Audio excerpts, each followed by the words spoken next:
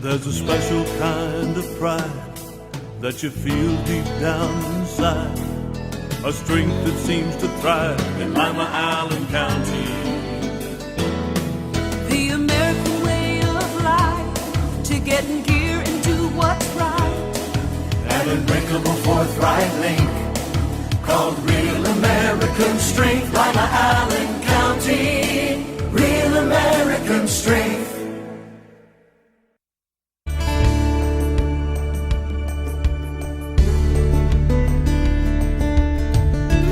Keeping you up to date with what's happening in your community. Community Focus on GTV2. Thanks for joining us today on Community Focus. I'm Ann Decker, and I'm pleased to welcome Jill Ackerman to the studio today. She is the superintendent of the Lima City Schools, and you brought notes with you because you have so much going on during the month of December. We do. You can't possibly remember. Right. So it's a big month for performances and plays, and so I wanted to share some of the bigger pieces that we have so that the public is able to come out and enjoy. The first one will kick off this week on December the 5th at St. Rita's with the tree lighting, and they have the live nativity there, and at that time our touring company will be performing right there in the lobby, and it's a wonderful event, free of charge, so we invite everybody to come out to that. And then our big performance for the month of December will be on December 13th and 14th, and that's our annual Holiday in Harmony. And this year it's going to be a little bit different because it's actually going to be a musical called Scrooge, the Stingiest Man in Town. And it's going to have the Masterworks Choir in it, and they're going to be performing the Charles Dickens novel, A Christmas Carol, with a little bit of a twist to it. And you can purchase those tickets at the door. This is at the Lima Senior Auditorium? Yes, it will be at the Lima Senior High Auditorium. Those tickets can be purchased at the door, or they can call 419-996-3078.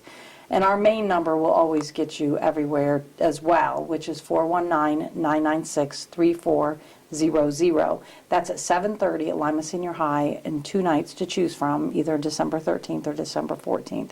So we're excited about that. Then we have some of our bigger performances at Lima Senior High School will be on the 19th at 7:30, the band and orchestra concert. Now the band will be performing with the jazz band, and they do the Santa Baby, Santa's in Town, while the concert band will play a melody of Canadian holiday carols and a swinging set of Let It Snow. So it's a little bit different, and it's really fun. And then they do another melody of holiday favorites entitled The Gifts of Christmas. Then, in addition to that music drawn from the holiday repertoire of the world-famous Canadian brass, the symphonic band will perform a dramatic setting of Holt's In the Bleak Midwinter. And cheery upbeat arrangements of Jerry Herman's Broadway tune, We Need a Little Christmas, and music from How the Grinch Stole Christmas. So that's like fun as well.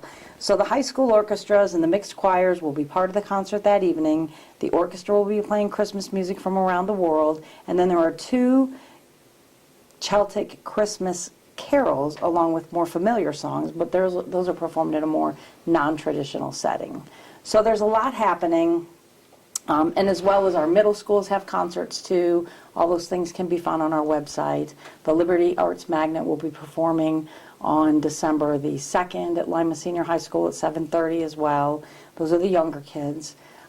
So it's an exciting month for us. We have kids out everywhere, from the museum to the Rotary, and just everywhere you go, you'll see kids performing. I know. I've tried booking them myself for some parties, and they're booked up. They I can't are booked get them. up. They're wonderful. You have to book them well in advance. So, and our basketball season will kick off too. So, and that kicks off on December the 2nd, and that'll be a big evening as well. So there's a lot going on, and we're really excited about it. And December is just a great month. We have 3 solid weeks of school and a lot filled within those 3 weeks. When do you get off then for Christmas? Our last day for Christmas is December the It's the Friday. It's a Friday. I don't know. I try not to count those days down, but I know we have 3 weeks. We're getting three close weeks. anyway. And we're getting close. So Okay. If people want actual days, times, places, descriptions, it's all on your website, right? it is on our website, and that's at www.limacitysschools.org. Liking us on Facebook is a big benefit because that has all kinds of events on there, as well as pictures that people can look through and enjoy of different things going on throughout the district. And people can also follow us on Twitter. They can also just call us at 419-996-3400 if they have any specific questions. All right. We appreciate you coming in today. Thank you for having me. You're welcome. Jill Ackerman from the Lima City Schools. When we come back, we'll tell you how you can get assistance with your heating bills this winter, right after this on GTV2. We're not doing well, Allen County. Almost 70% of our adults are overweight. And close to 40% of our children. We eat the wrong foods. We smoke too much. We don't exercise nearly enough. We can do better. We can do better. We can do better. Activate Allen County is working with schools, churches, businesses, and local government to influence policies that will help us all do better. We can do better for me. For me. For all of us. Join the effort to help Allen County do better by going to activateallencounty.com. Paid for with funding through a grant from the Centers for Disease Control and Prevention. Let's all do our part to keep the Ottawa River clean and healthy. Clean trash and debris from storm drains to keep them from being washed into the river. Your actions matter. Reduce, recycle, reuse. Allied Waste Services in the City of Lima encourage you to live green by recycling all that you can. Recycling promotes green living by reducing the amount of waste materials buried in landfills. This saves money, natural resources, and energy. Keep our environment healthy and start recycling today. Allied Waste Services is committed to a clean environment. Contact us today for your recycling needs. Visit our website, republicservicesohio.com, to learn more about recycling today. We're back on Community Focus with Marva Cowan. She is with the Lima Allen Council on Community Affairs, and you guys have some money to help homeless families actually get into housing. Yes, we do, Ann. Thank you. We have what's called rapid rehousing dollars, and so for folks who are homeless or imminently at risk of becoming homeless, they should come in and complete an application. We need to spend the dollars by December 31st so we can help with a deposit and a first month's rent. And then once our funding cycle recycles, then we can recertify to see if the participant is still eligible for the program. So just if you are staying at a shelter, get a referral. Whatever your emergency is, be prepared to tell us the emergency. The other thing is you have to be income eligible, so there are income guidelines associated with the program. So we ask that the customer brings in their documentation or lack thereof of income so we can determine their eligibility for the program. And really, if you have questions, if you're not sure if you're eligible, call. Yes, call LACCA 419-227-2586. How do you know how many homeless that we have in our community? We do. I'm glad you brought that up. We do what's called the point in time count. That happens in January as designated across the state and nationally. And what we attempt to do is to get some indication of how many folks are homeless in the communities that are being counted. This helps us aid to identify those pockets of homelessness, and it also helps the state to see if we have a capacity, because they also do what's called a housing inventory count, the capacity to house homeless folks and the resources to do just that. So it's very important that when it gets closer to January, any organization that deals with homeless individuals or families should contact me at LACCA so we can get folks counted. Do you look for the people who aren't participating through any agencies who might have fallen through the cracks? When we have the information as to where that population may be, It is our goal to try to go out to count the folks where they are. But again, it's identifying those pockets of homelessness in Allen County. So if anybody knows of anybody who may be out there, they should contact you? Absolutely. Okay. Contact me at LACCA. Absolutely. Okay. That is just one of the hats you wear. Your other hat is for home energy assistance. And now that it's finally getting cold outside, some folks are finding it hard to pay their bills. They are, and we have funds available for bill payment. The Winter Crisis Program started November 1st, and it will last until March 31st. We are taking appointments and walk-ins daily. Now, our appointment line is off-site, so I'll give you the 800 number at the end so customers can call and schedule an appointment. We can help with regulated utilities, so that would be a customer of Dominion and AEP. We can help with non-regulated utilities like Midwest Electric. We can help customers with coal and wood. We can help with bulk fuel. So if you have propane or fuel oil, we are there to help the customer to maintain or to have heating services during the winter time. What a great service. Yes. And again, they can call the 800 number to make an appointment or just stop into your office? No, actually they should call the 800 number. We don't take any more appointments on site. All appointments are done off site, and they can call the 800 number at 855-286-7559. All right. We appreciate you coming in today, and you provide some wonderful services for the community. Thank you. We are there for the community. Thank you for getting the word out. You're welcome. Marva Cowan from LACCA. I'm Ann Decker, and this is Community Focus on GTV2. I'm Deborah Norville. If you're the mother, sister, spouse, or friend of a veteran who seems angry, sad, or isolated, you may be seeing warning signs of depression or suicide. The VA is reaching out to help, so please reach back. Even if you think you see these signs, call 1-800-273-TALK and press 1. That's 1-800-273-TALK and press 1.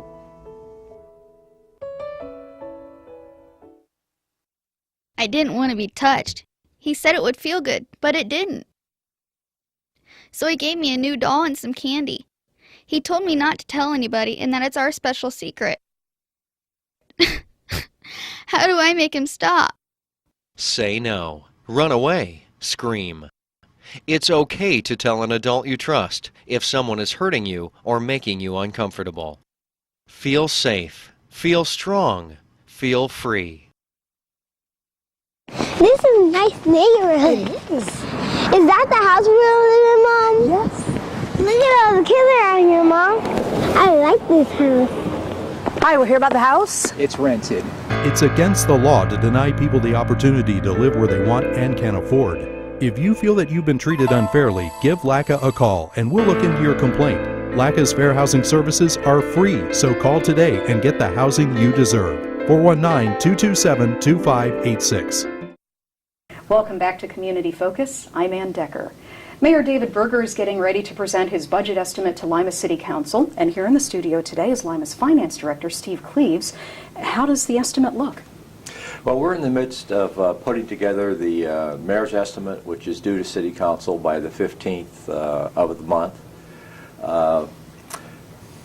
We are also in the midst of doing some financing for our capital purchases in 2013, which has brought our cash balance down somewhat, or will bring it down through 2014. But I believe that the budget over a 3 to 5 year period will be balanced. We're in the midst of putting all those numbers together, but I expect it'll show that the city is still on a firm financial foundation. Is the budget going up from where it's been?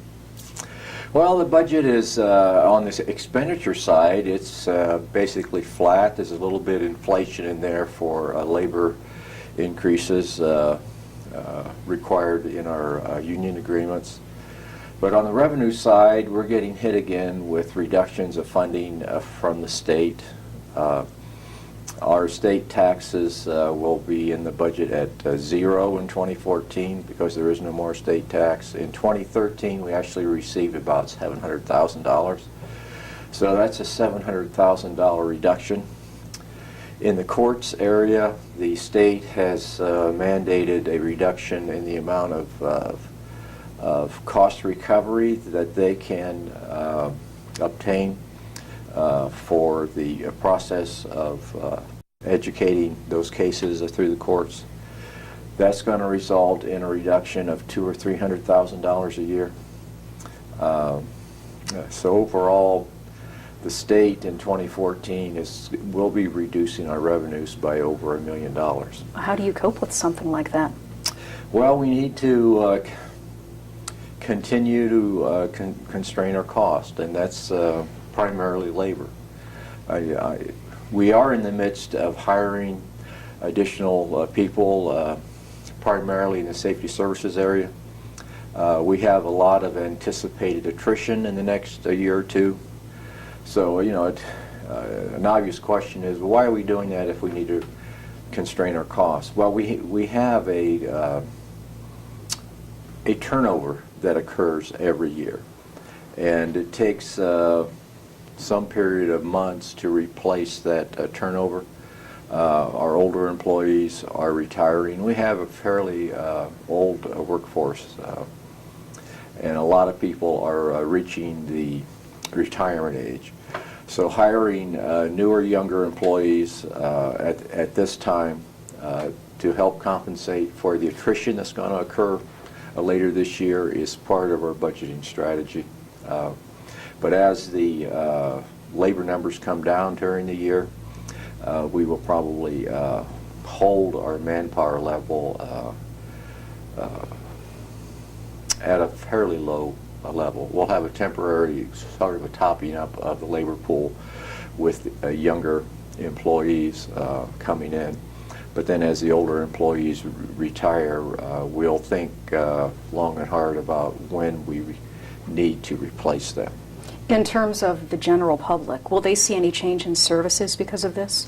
No, also our services will be maintained at the current level. And we're also hoping that with the economy turning around, that as we go into the end of 2014 and into 2015, our income tax revenues will increase.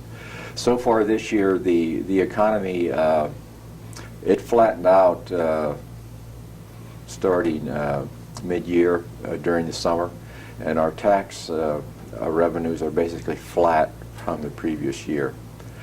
So we are not showing much of a forecasted increase in tax revenues in 2014, but we hope that towards the end of the year they'll pick up, and then going into 2015 we'll be in a better condition. And we have a very strong cash balance, and part of the reason for building up that cash balance is to be able to maintain these dips and these the ongoing slot from the state, which reduces local government revenues in one way or another. We've taken close to $3 million a year reductions from the state.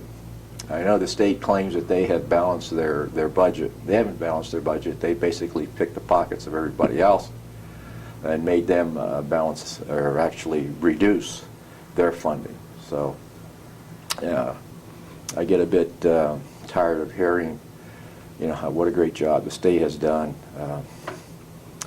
Well, that's easy when you can take somebody else's money.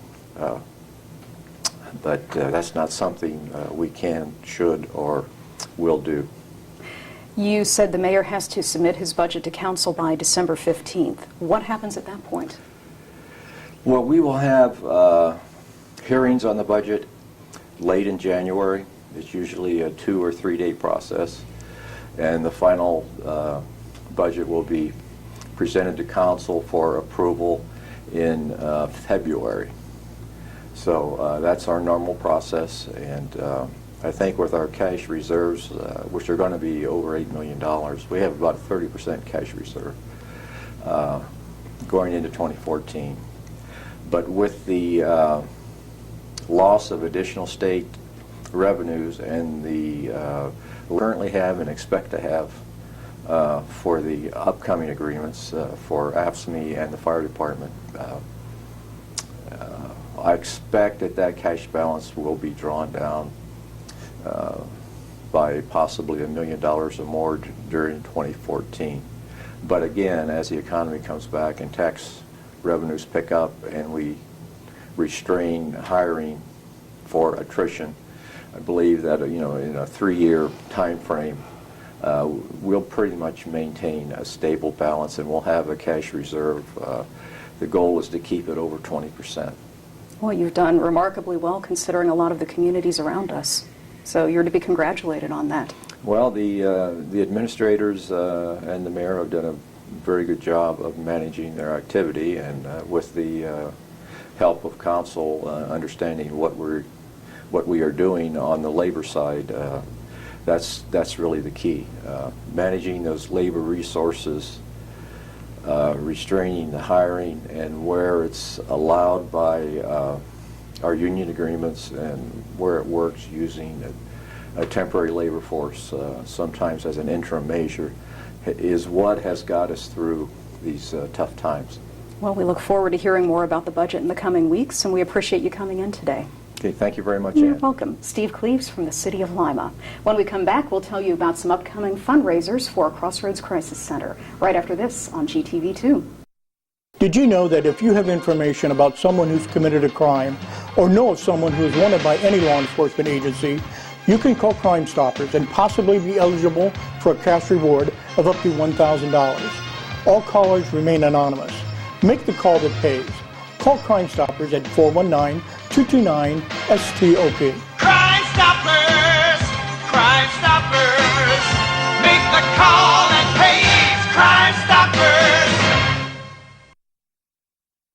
Help keep the youth of Lima safe by donating to Lima Safety City today. Hello, I'm Chuck Eichelberger from the Lima Noon Optimist Club. Safety City is a very important part of the Lima community. The Optimist Club is renovating Safety City and it needs your help.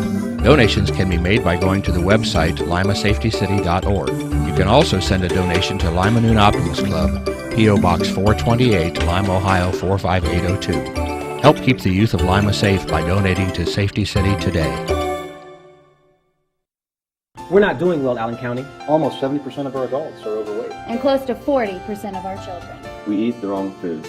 We smoke too much. We don't exercise nearly enough. We can do better. We can do better. We can do better. Activate Allen County is working with schools, churches, businesses, and local government to influence policies that will help us all do better. We can do better for me. For me. For all of us.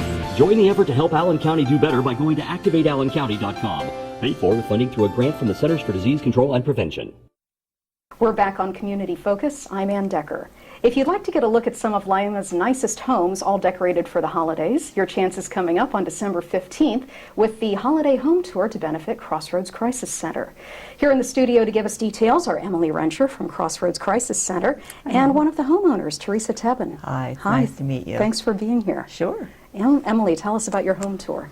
Oh, our home tour is it's really a lot of fun. We've done this once before in 2008, and it was so successful that we decided to do it again. And it's really a fun afternoon. So Sunday, December 15th from 1 to 6, you can start at any of the houses and either pick up your ticket at each of the homes.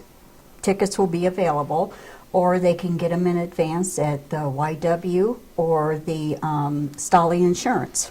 How many homes do you have on the tour? We have 5 homes this year, and each one is unique, each one is beautiful, each one, people like to come out and see how other people decorate for Christmas. Well, sure. And I think there's also, 3 of the homes are on the boulevard. I think there's that extra interest in those kind of homes. Well, sure. We drive past them every day and admire them, and we don't get to go inside. Yeah, so people just love to come and browse and enjoy the afternoon. Some of the homes will have refreshments, and like I said, each home's just unique and decorated beautifully. What are the addresses that you have this year? The addresses are 2321 West Market, 2331 West Market, and those two houses are right next door to each other. 1025 West Market, which is up in the 1000 block. 1522 Lakewood Drive and 3120 Pro Drive, and it's the Pro Drive next to Shawnee School. Okay. Now, Teresa, you're one of the homeowners. Tell us Yes. what you've done to decorate.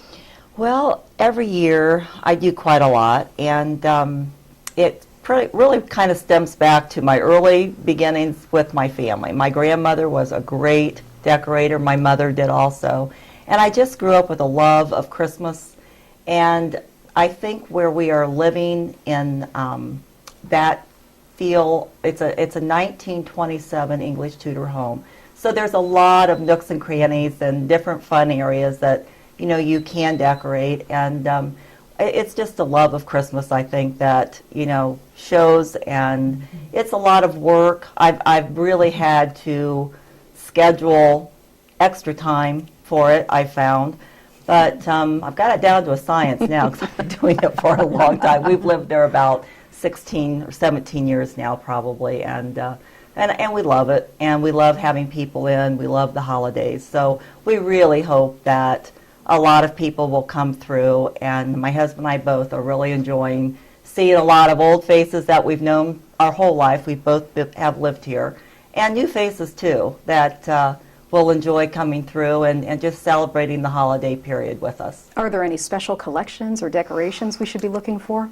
I think when you walk in, it'll hit you right in the face. Yes, it is, inside and out. So we do a lot outside. And so, I mean, people may want to keep that aspect of it in mind, that, if they want to enjoy the exterior lighting, if some of the homes may not do as much, maybe keep that, as an option to do last, because by the end of the day, that part will show up prettier too. I kind of thought about that in the midst of doing all of this. I thought, if they want to schedule, there's no set pattern evidently as to where they start out. You just wander in and out. But keep it in mind that, we're pretty lit up a lot outside, so that part would kind of make sense if they can stay towards the end of the tour to maybe schedule that last. Okay.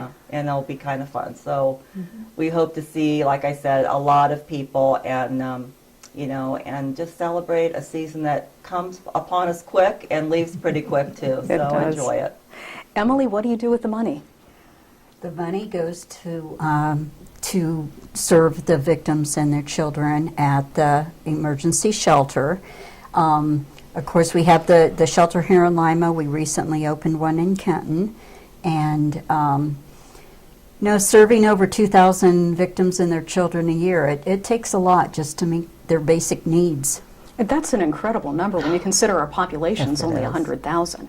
I mean, we're talking 2% of our population. Now, are coming research to you for suggests that assistance. 1 out of 4 women will be a victim at some point of their life of some form, whether it's physical, psychological, sexual, financial. It is a big abuse. I know this is a nice fundraiser for you, but you can't possibly support 2,000 victims on what you're making from that Sunday. Oh no, we have other fundraisers, and we have funding from the federal government, from the state government. We're a United Way partner agency, so we just we try to diversify the funding stream as much as possible. Do you need any extra help this time of year? We always need help, but this time of year particularly, we sponsor families that we've worked with each year and make sure they have a nice Christmas, and the kids always have gifts. We have people in the shelter this time of year, and specifically on Christmas Eve, Christmas Day, so we always keep gifts on hand for any ages, any sizes, a toddler boy, a teenage girl, anything that may be appropriate for anything, and the mothers. So so they have something when they're in shelter. We have the traditional Christmas meal and try to make it as home-like as possible. It's a horrible experience at any time, especially during the holidays. Well, yeah, try to explain it to your kids. Sure, sure. If people want to help out, what's the best way to do that? Well, they can call the 24-hour crisis hotline. That's 419-228-4357. And just a live person will answer the phone, gifts or donations. And we still use paper towels and toilet paper and Kleenex. It's a and- household. Yes, anything you would use in your house, we use at the shelter, and we need that all the time during the year. So whatever they can give, just call and we'll arrange to get it. Okay, give us date, time, and place for the tour one more time. Sunday, December 15th from 1 to 6. Tickets are $20 and can be purchased at each of the homes and or at Stolly's Insurance or the Lima YWCA. Okay, and the phone number The one more YMCA. time. Sorry. YMCA. The YMCA. And the phone number one more time. 419-228-4357. It's 228-HELP. Okay, and that's whether you want to contribute, buy tickets, or if you do need help. If you do need help, yes, it's 24 a hours a day. 24-hour crisis line. Okay. Sure. Appreciate you coming in today, both of you. Thank you. You're Very welcome. Teresa Tebben and Emily Renscher from Crossroads Crisis Center.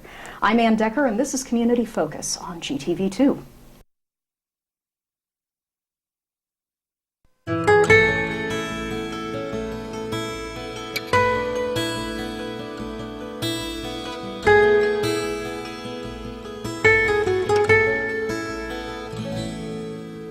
Some things just naturally go together.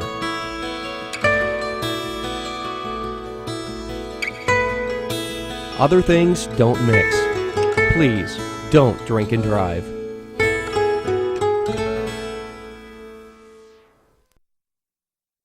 Welcome to the City of Lima Department of Community Development. I'm Amy Odom, Director of Community Development. Within this department, 6 different programs operate to improve community and economic quality of life for all Lima citizens. Housing programs provide first-time homeowner training and down payment assistance and offers low-interest loans and emergency repair grants for qualified homeowners. Planning Services accepts requests for lot splits, alley vacations, rezoning, and zoning variances. Planning also coordinates strategic land use efforts for business and neighborhood development. Acquisition and resale of tax delinquent properties for commercial and residential use are coordinated through the Lima Land Bank program. Economic development activities also include oversight of state and federal grants, administration of tax abatement programs, and a variety of business retention and attraction efforts. Neighborhood support offers capacity building training and organizational resources to the 13 existing neighborhood associations within Lima and encourages the development of neighborhood partnerships between the city, citizens, businesses, and other service providers. Property maintenance code enforcement enforces city ordinances on the maintenance of existing structures by inspection and citation for violations. Dealing with weeds, trash, and structural issues, over 4,000 inspections are made each year by city inspectors. We're not doing well, Allen County. Almost 70% of our adults are overweight. And close to 40% of our children. We eat the wrong foods. We smoke too much. We don't exercise nearly enough. We can do better. We can do better. We can do better. Activate Allen County is working with schools, churches, businesses, and local government to influence policies that will help us all do better. We can do better for me. For me. For all of us. Join the effort to help Allen County do better by going to activateallencounty.com. Paid for with funding through a grant from the Centers for Disease Control and Prevention. It's 8:07. Good morning. On this Tuesday, December 3rd, I'm Mike Miller. And always on Tuesday morning, for a brief period of time, from now until 8:30, we welcome representatives of the City of Lima. Today, we welcome the newly re-elected mayor of the City of Lima, David Berger. Good morning, Mayor. Good morning, Mike. Great to be here again. Mayor, we obviously a few weeks removed now. Congratulate you on your re-election, and obviously it was a leap that you took in deciding to remain as mayor. Obviously, you have to win an election, but you threw your hat in the ring. You won again, and you have 4 more years to work with this community. And what compelled you to continue it? Well, the job of the mayor is really a very hands-on sort of leadership role in the community. It's one that I have enjoyed. I continue to enjoy. Because every day I get to see what we're getting done. Mm-hmm. It's not a theoretical kind of job. It's not one that requires me to deal in theory at a legislative position in which essentially you're dealing with concepts and ideas. You're legislating or failing to legislate. This is an administrative and executive role. Hands on. Yeah. And it's really been a thrill to be able to do that. And I've been pretty overwhelmed in recent months with the number of people that have been coming back home for a variety of reasons. They've been away for a while, and who comment on just how wonderfully changed our community is. I mean, we've really been accomplishing a great deal in dressing up, in cleaning up, and fostering a new revitalization of our community, and people are seeing it. And sometimes if you're real close to it, you don't see it. But if you stand away from it and you look at everything that's being done, from basic infrastructure to dealing with abandoned housing and other kinds of structures, and also stimulating the economy. Certainly, I've heard recently with all of the energy in the downtown, there's a real sense of hope and I think fun that's associated with the new businesses and the restaurants that are rooting themselves again in the downtown. Yeah, I think you're right. Also, and of course, I was gone from Lima for 9, almost 10 years, and have been back since 2004. And I think in that time period, and by the way, our phone lines are open 224-1150 for questions, comments for Mayor Berger. I think really the first thing that struck me in that time period was the conscious effort to begin to redevelop Market Street, West Market primarily, I guess, at that point in time, to sort of tie it in with the changes that were going on with the St. Rita's and the new patient tower, and then subsequently, of course, the museum, and then some renovations of some buildings. Some of the attorneys really fixed up a building, and then other things up and down that corridor. That's been almost 8-9 years ago now. Right. But a number of things have, I think, maybe sort of spun off of that. You'll agree? Well, it is occurring along Market Street. It's also occurring along the East Market and Bell Fountain corridor. Yeah. With the investments that Lima Memorial has made, the investments that the Lima City Schools have made. There's a variety of things all along this corridor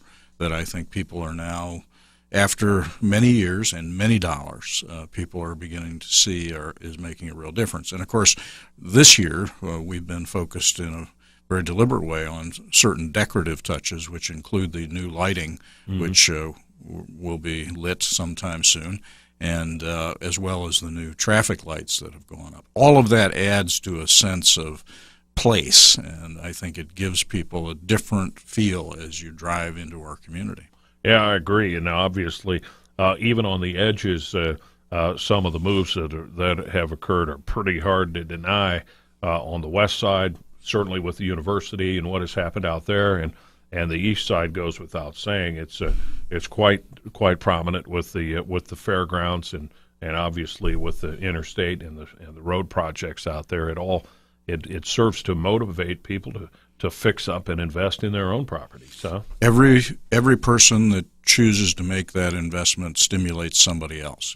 That could be in a neighborhood where you see a homeowner invest.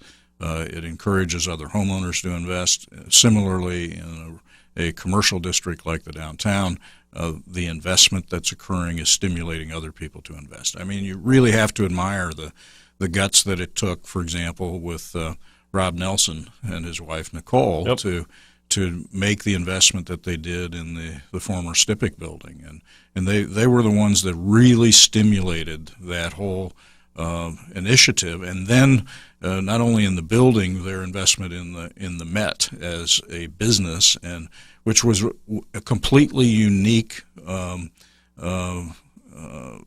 wine tasting and restaurant location that I think has made people believe again that being in the downtown can be a fun, enjoyable, and classy place to be. Yep, I agree. Tip of the iceberg, and really looking forward to the holiday. And we'll keep downtown as our theme here in just a little bit. and a host of other things. And your calls at 224-1150. It's 814. It's 8:18, News Talk 1150 WIMA. Tuesday morning in studio, Mayor Berger, City of Lima. Your opportunity to talk about events and happenings with the city. And, of course, nothing like the holiday season, Mayor. And, of course, Christmas, the centerpiece. And, starting tomorrow, it's really going to get interesting. The Allen County Museum, which was really a part of that beginning, almost not quite, but we're getting close to what has been a 10-year period of evolution and improvement, I think, with the downtown. It's starting to really become obvious to a lot of folks, even some of the traditional naysayers anymore are having a hard time saying there's nothing going on downtown, because it just simply isn't true. Frankly, weeknights anymore, there's a bunch of cars downtown, and it hasn't always been that case, but the Allen County Museum was a big part of it, wasn't it? Well, the Allen County Museum, of course, is rooted here, and they've been making dramatic capital investments over the last decade in their facilities, and have really expanded the public aspect of their offerings. And of course, now, this season, they have a traditional offering, which is the Christmas Tree Festival, which kicks off tomorrow. Yep.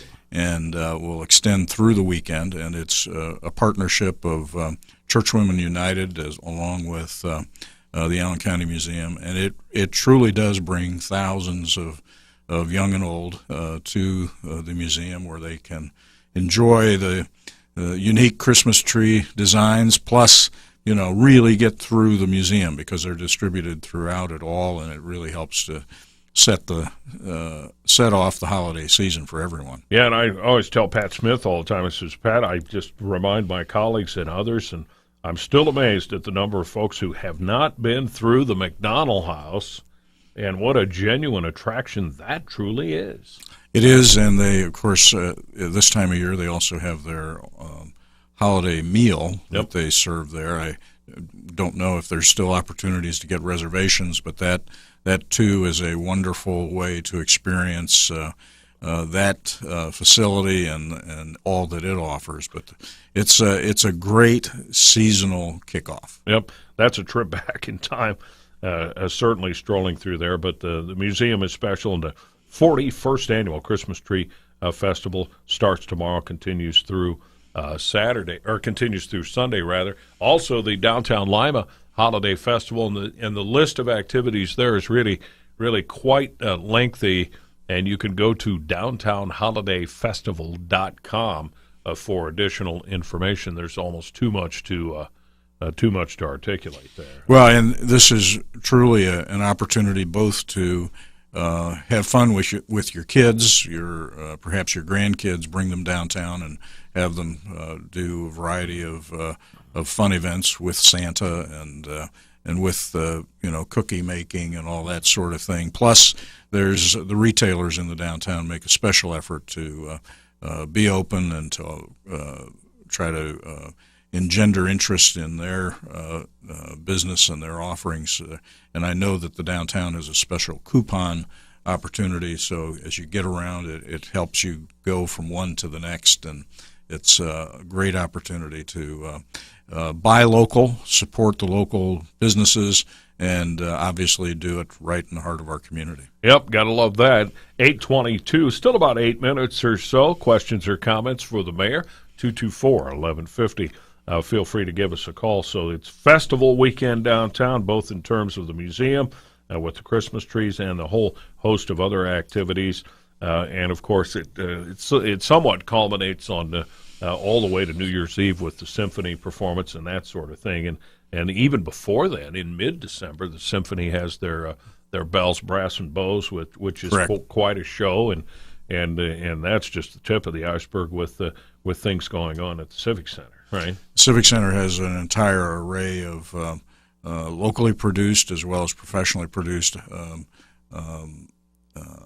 opportunities, fun events. I encourage people to check it out. And again, it goes to your point. Folks for so long have talked themselves into believing that they've got to go out of town for anything. whether shopping experiences or leisure time activities, and they really do not. Yeah. We have great things going on in our community, and people just need a little bit of energy to explore either the internet or visit the locations themselves, the box office at the Civic Center or the museum, and check out what's happening. Speaking of that, it now strikes me that this weekend is also the ONU Holiday Spectacular, and how spectacular is that? Frankly, that's really a good show. It's a wonderful display of the energy of youth among the students at Ohio Northern. It's also a real demonstration of the kind of relationship that has existed for a long time between our community and Ohio Northern. It's a really wonderful outreach in our community, and of course it's supported by the CUPE and many, many others who make that all possible for our community. Yeah, and you mentioned the young people, obviously, but I think one of the reasons that's been so successful, that it's a very polished, classy performance. It's not run of the mill by any means, is it? No, and they take great pride, I think, in annually being able to bring that level of professionalism to their trade, and it creates again. It's a tradition among families, and if you're a young family, it's a good tradition to start. If you're an older family, it's a great way for Grandma and Grandpa to connect with the next generation. No question about it. A host of other things happening downtown. You'll just have to take the initiative and check some of them out, frankly, and get involved. In terms of logistical things with the city, the leaf pickup, I believe, has completed as of last Wednesday when I was out finishing off raking as the truck rolled by and was sucking up the leaves when I'm standing there. So it was right. And there aren't too many leaves left, and if they are, it's up to the individual now, right? It really our efforts. We got around 2 complete cycles. I know there have been some folks complaining about needing the leaf pickup at this point, but it's now up to them as individuals to either bag them. They can obtain compostable leaf bags from the city at no charge. Rake them up. We will still pick them up as a part of our normal garbage pickup, but we will not be doing the kind of effort where we've got equipment out beyond that. Frankly, what we've now got to get very ready for is that word that begins with S and ends with NOW, because it takes us a while to convert all of our equipment from leaf pickup tasks over to you can go ahead and say it's snow. Yeah, it's not like that. Got to put our plows on. It's not like that team up north where we're not allowed to say the name of the state anymore. We can say snow. All right, we can do that. And we got to put plows on the front of our trucks, and we got to put salt boxes on the back end, and all that takes work in order to do that conversion. And the biggest thing there at this point with the leftover leaves is clear clear those grates and stuff around town, right? We've had examples again where folks have not paid attention to the leaves that gather in the gutters, and then ultimately migrate down to the storm drains, and as a result, we've had flooding experiences over the last couple of weeks, and we just have to ask the public to do their share. It's, if you've got a grate in your, and there are many along the street because of the stormwater collection purpose, but if you expect the stormwater to go away, you've got to keep that grate free of the debris that blocks it from getting down. Right. It's a no-brainer, and it takes about 3 minutes. That's right. It's that kind of a thing. Hey, want to be fair? The street light project. Where is that at this hour? I know that the decorative light project along Bell Fountain and Market, we've had some equipment delivery issues. They've needed some switch boxes that have had to come in. We've also had some poles that needed to be reordered, other kinds of things that have prevented us from finishing. But I know that everybody's anxious to get it done, and most of the construction of the footings and the base and all that sort of thing, that is all completed. I think most of the concrete repairs have now taken place, so it's really a matter of some finishing touches before we see the lights turned on. And then over the next several months, we'll also see the former lighting, the gooseneck lighting that AEP had installed and been there for years. That will come down gradually as we finish up. All right, and see, that's just more improvements, quite frankly, that aren't just aesthetically improving, but it's all for safety also. Right? Well, and if you think about it, the older lighting had visible wiring, which the wiring you tend to after a while look past it, but it's a clutter in your visual range. So with the new decorative street lighting, all of that is wired beneath the ground. Yep. So that wiring goes away as we clean it up, and it'll take us into the spring, early summer before all of that is cleaned up, and we not only have the new decorative lights, but we've got all of the remaining old infrastructure actually taken out. All right, it's an exciting time of the year, and many believe, and of course there are broader economic concerns that people deal with, and that seems to never go away no matter where you're at, but many contend we might be in the midst of an exciting era for the Lima region here coming up, right? I think everybody has real confidence at this point that our economic base is strong and that everything really is clicking. So we're anxious to see that continue as we move into 2014. Mayor, we appreciate your time as always. Have a great day. Thank you, Mike.